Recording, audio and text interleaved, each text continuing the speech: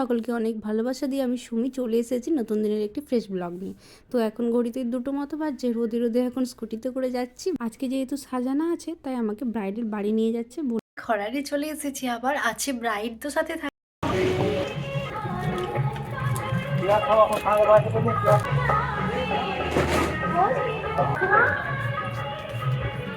এত বড় আর এত জায়গা জুড়ে বিয়েবাড়িটা হচ্ছে, তাই প্রথমেই খাওয়া দাওয়ার আইটেমের জায়গা যেখানে ব্রাইড বসবে বর বসবে ভীষণ জায়গা জুড়ে ছিল, সেটাকে ক্রস করে দোতলায় চলে এসেছি ব্রাইডের রুমে। তো ব্রাইড এখনও স্নান করতে গিয়েছে, আসে না, তার জন্য আমরা ভেবেছি ব্যাঙ্গালোর রোজগুলোকে কেটে সেট আপটি করে রাখি।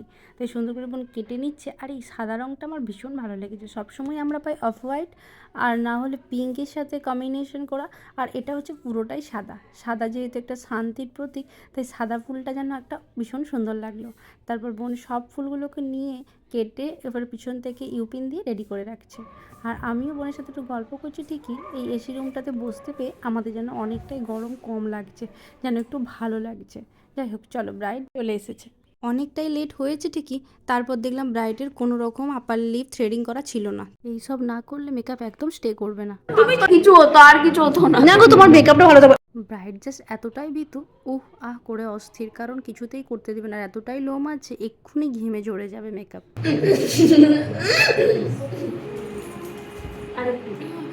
একটু না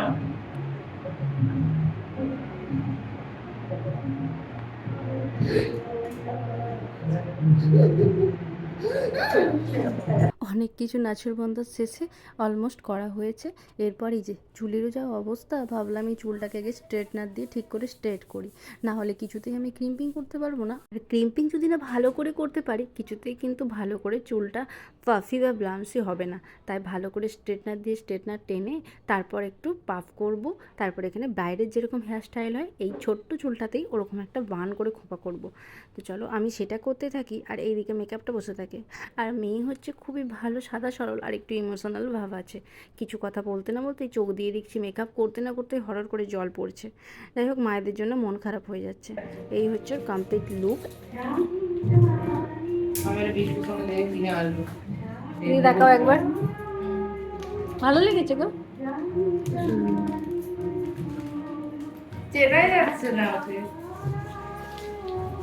ভীষণ সুন্দর লাগছে। সকলের কাছ থেকেই ভালো ভালো রিভিউ শুনে একরাশ ভালোবাসা নিয়ে আমরা ফিরবো।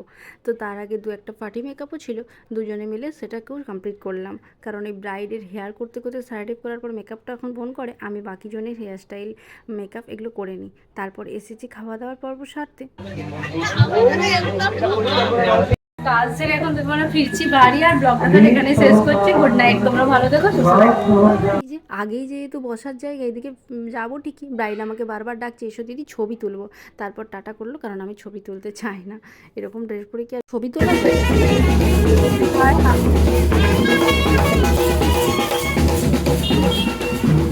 পরদিন সকালে ব্রেকফাস্ট নিয়ে বসেছি।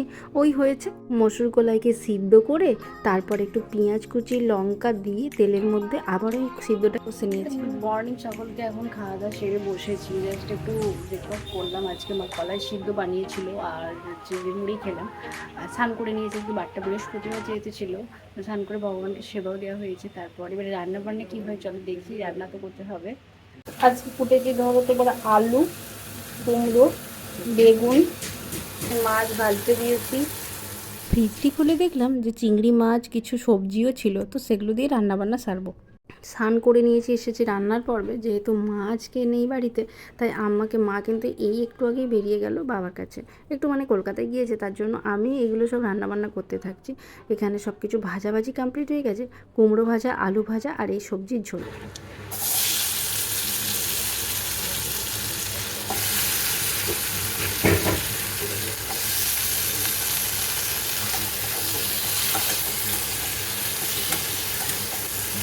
এইটুকুই আজকে রান্না বান্না করব, বিশেষ কিছু আর করব না। কারণ এই যে চচ্চড়িও রয়েছে, ওটাকে আমি একটু গরম করে নেবো। কারণ আজকে একটা চচ্চড়ি আছে, আলু বেগুন ডিমের শাক সব কিছু দিয়ে চচ্চড়ি করাই আছে, সেটাকে একটু গরম করব। আর এই ঝোলটা বানাবো, আর সাথে সাথে ভাজাভাজি দিয়ে আজকে দুপুরের খাবার দাবার সারবো। আর এই রান্না বান্না হওয়ার সাথে সাথে বাড়িতে তো মিস্ত্রি লেগেই থাকে, তারাও তাদের মতো করে কাজ করছে। আর আমি আর বোন দুইজনেই যেহেতু আছি, দুজনের খাবার দাবারটা বানাবো। আর রাহি তো বাড়িতেই থাকে, আমি নিজের মতো করে কাজের জন্যই এসে থাকি। কারণ এই ব্রাইড সিজনে যখন প্রতিদিন ব্রাইড সাথে এইসব কাজ থাকে। আর আমার শ্বশুরবাড়িটা তো সবাই জানো, আমার বাবার বাড়ির থেকে শ্বশুরবাড়িটা একদমই সামনে। আর আমার গলার অবস্থাটা আবার খারাপ, কারণ আমার এই দুদিনে প্রচণ্ড এসিতে এখানে ঠান্ডা লেগে যায়, তারপর আবার গরমে গলায় ব্যথা করে। দেখলে তো মানে এই হচ্ছে আমাদের বাড়ির লাড্ডু আর চিকু, এরা যথেষ্ট বড় হয়ে গেছে। এই যে কুচুবুড়িটা এখন বোন ওদেরকে কোলে করেছে। স্নান করতে যাওয়ার আগে এদেরকে একটু করে নিতে হয়, বলো। কোলে করে একটু আদর করে দিয়ে তারপরে স্নান করতে যাবে। আর ওরা তো সবসময় ওইখানেই থাকে, কুটু ও না আদর আদর আদর আদর আদর। ওরা হচ্ছে যে সেইটা ছোট ছিল, ছাত্রী ওরা গড় করে খেতে থাকছে, দেখো ওরা দুর্বা ঘাস খাবার ওষুধ। দেখ গাঁদাফুলের গাছগুলো আমি চলে এসছে বলতে বলতেই ওদেরকে ছালগুলো কি হলো বল, কি খাই লালু, দেখ কি হয়েছে ওদেরকে গালে করতে পেয়ে। আচ্ছা দুব্বো ঘাস কুড়কুড় করে খাচ্ছে। খাই থাক, এটা খা। ওই যে ওদের নজর দেখ। ওদেরকে তো এবার জায়গায় ভরে রেখে আসলাম। এরপর এসেছি নিজের খাবার দাবারগুলো যে হয়েছিল সেগুলো একটু সার্ভ করে নেবো। এই হচ্ছে একটু তরকারি বানিয়েছি, কয়েকটা চিংড়ি মাছ ভাজাও রেখেছি, আর সাথে এখানে ভাতটাও আছে। আমার আর বোনের ভাতটা বেড়ে নিই ঠিকঠাক করে জায়গায়, তারপর একটু সবজিগুলো দিয়ে মানে যেসব ভাজাভাজি হয়েছে সেগুলো দিয়ে তরকারি দিয়ে সাজিয়ে নিই। এই হচ্ছে সব টোটাল তরকারি। মা আবার ফ্রিজের মধ্যে দেখছি কুমড়োর একটা চাটনিও বানিয়ে রেখেছিল, চাটনি ছিল। আর এইদিকে ছিল শাকের একটা ঘন্ট, আর এইদিকে মানে গিমি শাক আলু বেগুনের ঘন্ট, আর এইদিকে ছিল চিংড়ি মাছ দিয়ে আলু বেগুন দিয়ে একটা রসা, মানে তরকারি আর কুমড়ো ভাজা আলু ভাজা। এগুলো দিয়ে আমাদের আজকে দুপুরের খাওয়াটা সেরে নেবো। আর তারপর আবার আজকেও যেহেতু কাজ আছে, তো কাজে বেরিয়ে যাব।